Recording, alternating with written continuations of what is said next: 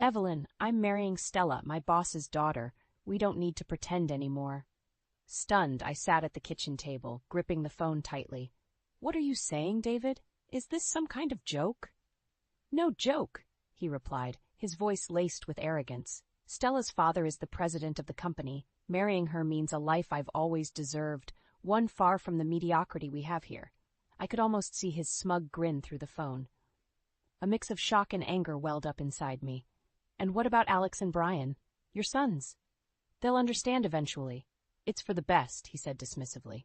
For years, I had sensed our marriage fraying at the edges, like an old photograph fading in the sun. But this outright betrayal, this cruel dismissal of our life together, was unexpected. You're throwing away your family for a promotion? My voice trembled, a mix of rage and heartbreak. Evelyn, you never understood my ambitions. I need more than what you and this life can offer. Stella understands that. I remember the early days, the promises we made, the dreams we shared. How did it come to this? Where did the man I loved disappear to? The pain was sharp like a glass shard in my heart. Fine, David, if that's what you want, I said, my voice now steady with resolve. But remember, our boys and I will also move on. We'll live our life without you.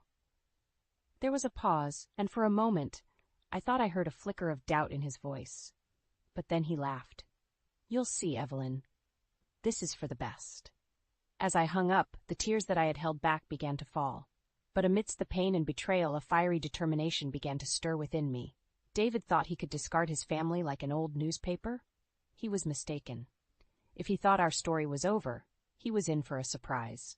I wasn't going to let him destroy our lives and walk away unscathed. That night, as I tucked Alex and Brian into bed, their innocent faces unaware of the storm that was about to hit our lives, I made a silent vow. David would realize the magnitude of his mistake. I would make sure of it. The day of my 35th birthday dawned, a day that once promised joy, but now felt like a reminder of my shattered life. David hadn't returned home since his callous announcement, and I was left to manage our home and the boys alone. Alex and Brian, sensing the change in the air, had tried their best to lift the mood. They spent the afternoon secretly crafting decorations and planning a small celebration. Their efforts, clumsy but filled with love, brought a bittersweet smile to my face. As evening fell, the boys unveiled their surprise. "Happy birthday, Mom," they chimed, their faces beaming with pride. The living room was adorned with handmade origami decorations, each fold a testament to their dedication. Just then, the door slammed open. David entered, his face flushed with anger, or perhaps it was guilt. "What the hell is this mess?" he barked, looking at the decorations with disdain. Alex's smile faltered. We wanted to surprise Mom for her birthday." "A birthday? At her age? Pathetic," David sneered. He began ripping the decorations off the wall, throwing them into the trash with contempt. "David, stop. Look at what you're doing to your son's feelings," I protested, my voice shaking with anger and hurt. He turned to me, his eyes cold. "Why celebrate a birthday for someone who's nothing more than a worn-out housewife?" Tears welled up in Brian's eyes, while Alex stood there, clenched fists at his sides. The joyous atmosphere had evaporated, replaced by a choking tension. I tried to salvage the evening for the sake of the boys. "Let's just have the cake," I suggested, my voice barely a whisper. David snorted and grabbed the cake, shoving a large piece into his mouth. "This is what I deserve after dealing with all this nonsense." Alex stepped forward, his young voice trembling with emotion. "You're ruining everything, Dad. Why are you being so mean?" David just laughed, a sound so devoid of warmth it chilled me to the bone. "This family is what's ruining me. I should have left years ago." That night, after the boys had gone to bed, their sobs echoing in the empty halls, I sat alone in the ruined living room. The torn decorations, the uneaten cake, it all symbolized the decay of our family life. But as I sat there, a fierce resolve took hold. David thought he could demean and discard us without consequence. He was wrong. I would fight back, not just for myself, but for Alex and Brian. David would regret underestimating the strength of a worn-out housewife. The days following my birthday were a blur of lawyers, divorce papers, and whispered conversations after the boys were in bed.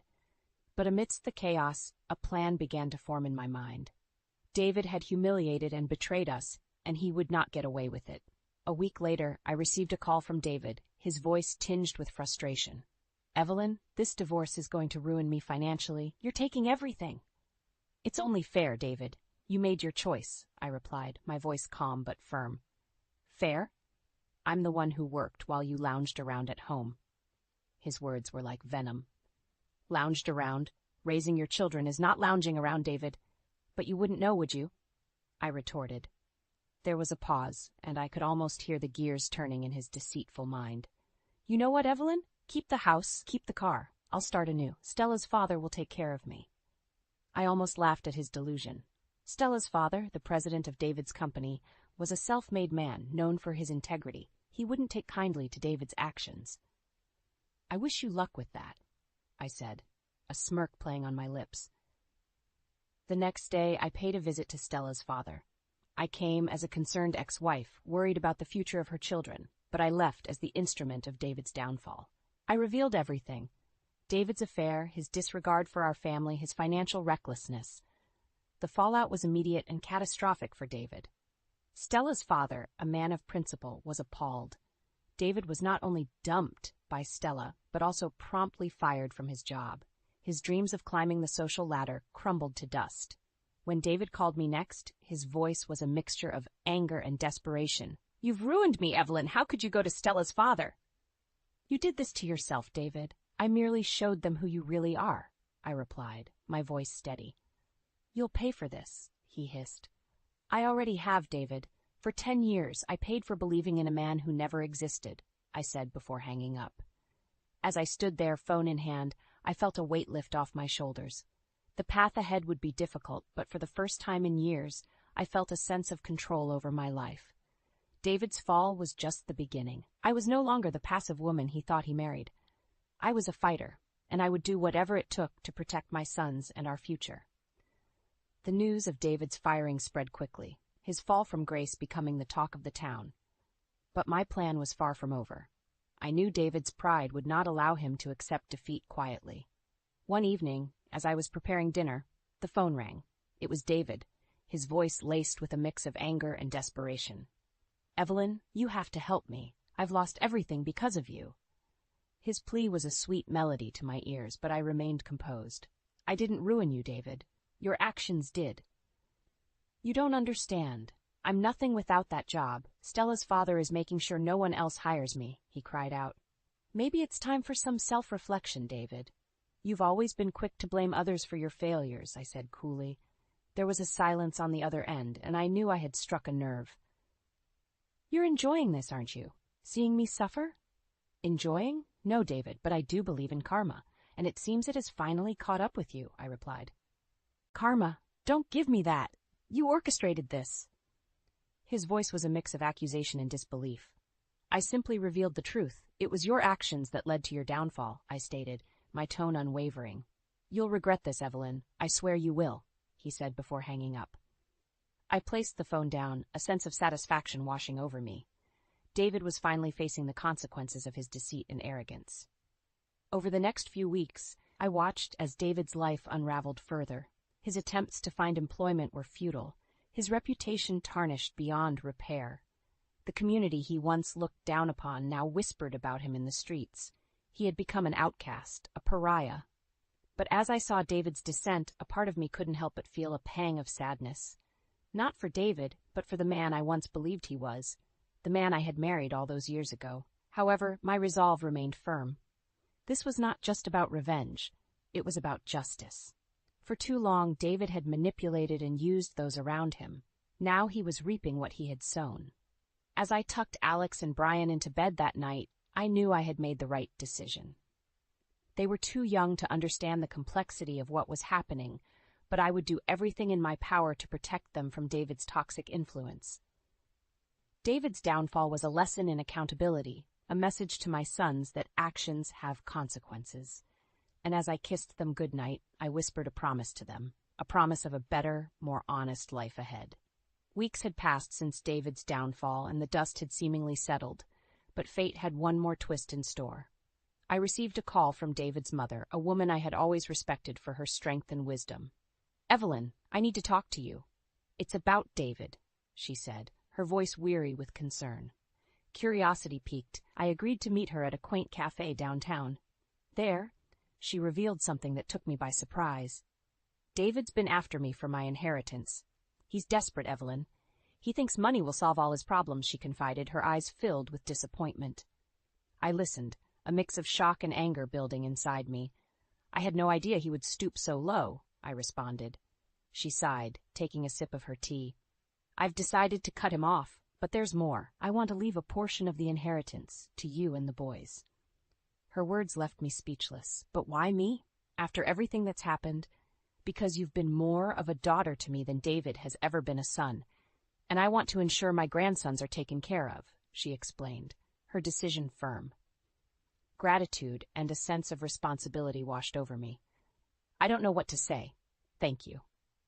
As I left the cafe, my mind raced with the implications of her decision. David's greed and desperation had led him to betray even his own mother. But this betrayal would be his ultimate undoing. Later that day, David called, his voice a blend of anger and panic. Evelyn, you have to talk to my mother. She's cutting me off. She's leaving part of her inheritance to you and the boys. His audacity was astounding. David, this is her decision. Maybe it's time you start facing the consequences of your actions, I said sternly. You can't let her do this. You know I need that money, he pleaded. Need it? Or want it to maintain a lifestyle you no longer have? I retorted. David, you've lost the right to any claim on that money the moment you decided to abandon your family. He was silent for a moment, and I could almost feel his desperation through the phone. This isn't over, Evelyn. I won't let you take everything from me, he finally said, his voice low and menacing. But his threats no longer held power over me. Goodbye, David, I said, hanging up. That night, as I looked at Alex and Brian playing peacefully in the living room, I knew that David's mother's decision was not just a financial boon, but a moral victory. It was a validation of our struggles and a rejection of David's selfishness. David had lost more than his job and reputation. He had lost his family and any semblance of respect from those who once cared about him. His greed had been his undoing, and now he was left to grapple with the ruins of his choices. In the weeks following my meeting with David's mother, life settled into a new normal. The boys were adjusting, and I was finding my footing as a single mother. But just as we started to embrace our new reality, David reemerged, his presence a dark cloud looming over our newfound peace. It was a brisk autumn morning when I received a call from Alex's school. Miss Harper, this is Principal Jenkins. I'm afraid there's been an incident with Mr. Harper and Alex. My heart sank. Rushing to the school, I found Alex in the principal's office, his eyes red from crying. David had shown up unannounced, making a scene, demanding to take Alex with him. Mom, I was so scared. He was yelling and saying he was going to take me away. Alex stammered, clinging to me. I'm so sorry, Alex. You're safe now, I promise, I assured him, holding him close. David's actions were becoming more desperate and erratic, but what he didn't know was that I was ready for him. I had been working with a lawyer, securing a restraining order to protect us from his unpredictable behavior. Later that day, as I sat in my living room, the phone rang. It was David, his voice seething with anger. You think you can keep my sons from me? They are my boys too, Evelyn. Your sons? When was the last time you acted like a father to them, David? You scared Alex today. That's unforgivable, I shot back. This is all your fault if you hadn't turned them against me. His voice was a mix of accusation and self-pity.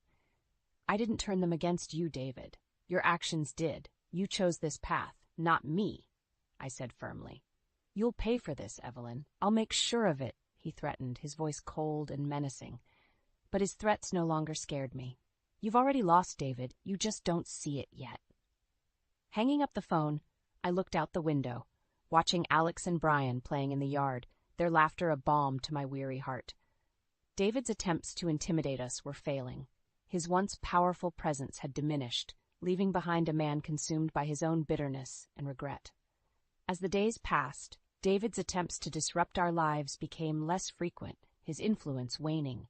The boys were healing, finding joy in the small moments of our daily lives. And as I watched them, a sense of pride and relief filled me. We had weathered the storm, emerging stronger and more united. David had tried to break us, but in the end, he only broke himself.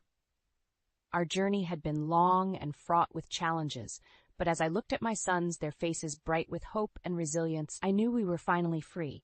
Free from David's shadow, free to build a new life, a life filled with love, laughter, and the promise of a brighter tomorrow.